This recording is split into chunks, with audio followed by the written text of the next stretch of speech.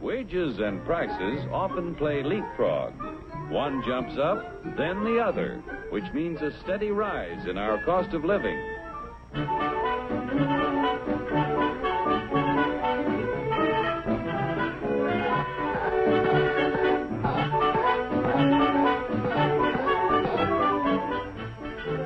The Dilly Doll Factory is a happy shop. But Joe, our doll painter friend, seems to be a little down in the mouth, which even shows in his work.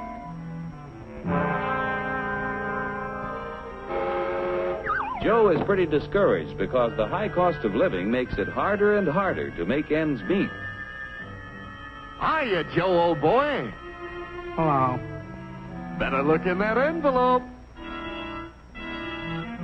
Wow, a raise! And just in time to buy the kid a birthday present. What'll I get?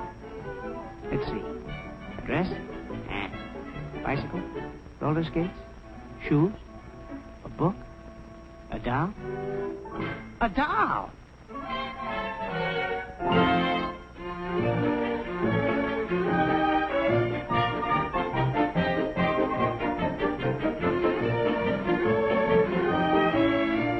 What's the price, miss?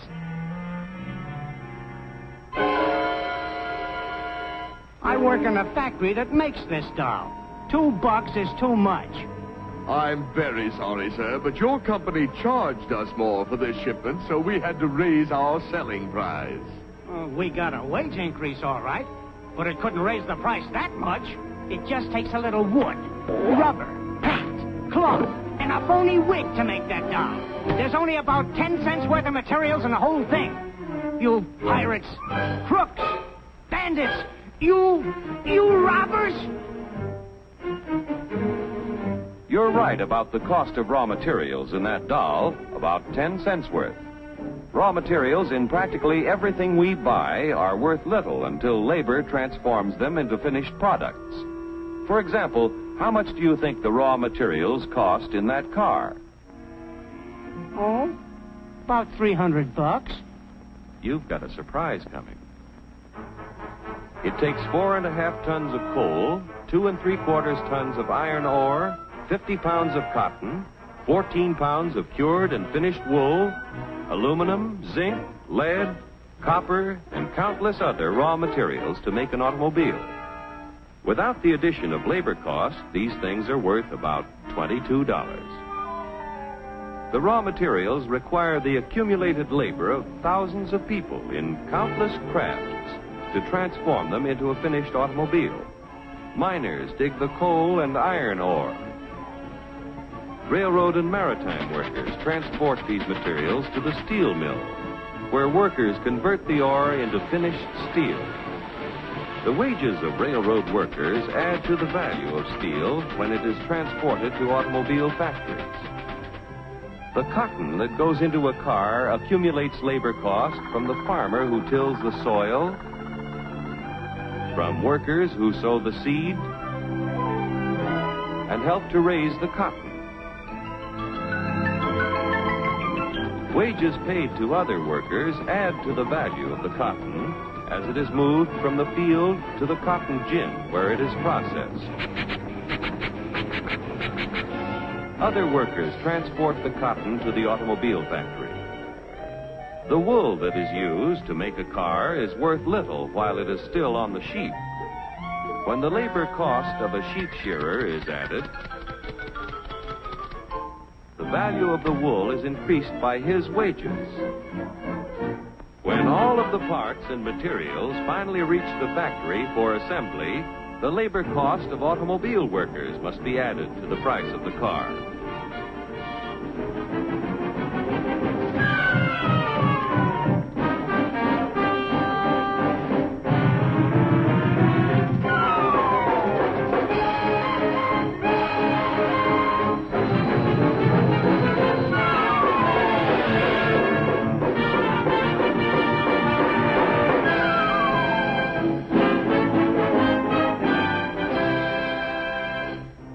the $1,500 automobile, direct and indirect labor costs add up to approximately $1,200, or over 80% of the selling price.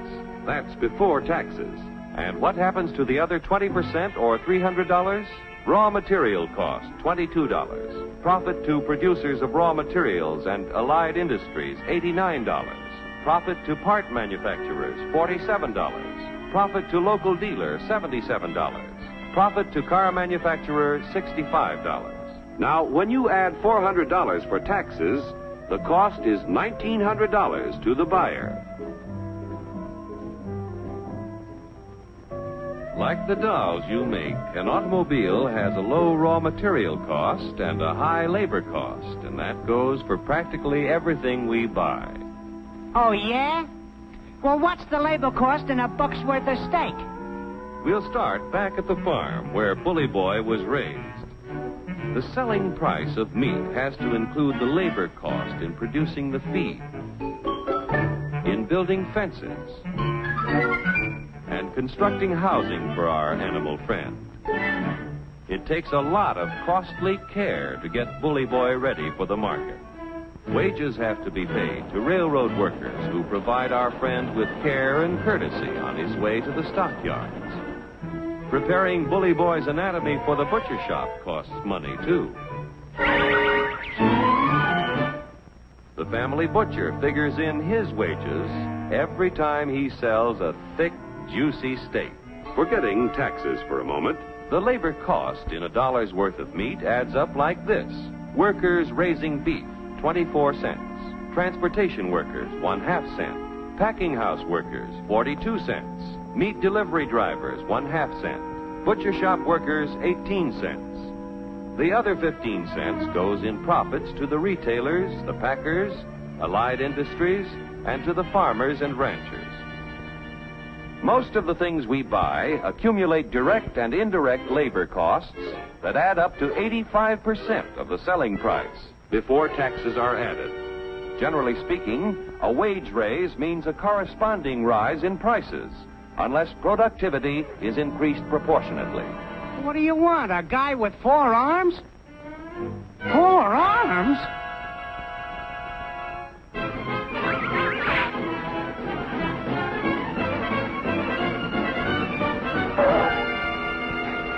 Say, I got a sensational idea.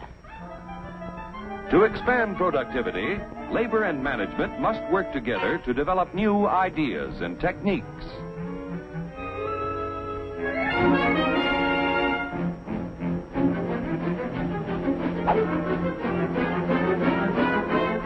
To expand productivity, capital must finance the creation of more efficient tools and plants.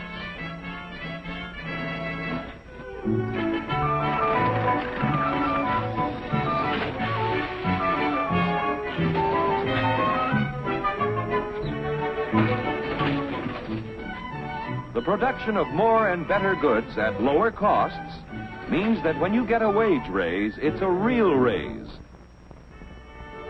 A raise? A raise!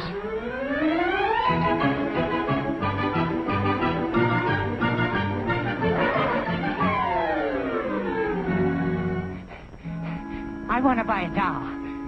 How much? Now you've got a real wage raise, because you can buy more with what you earn. With increased productivity, wages can keep ahead of prices.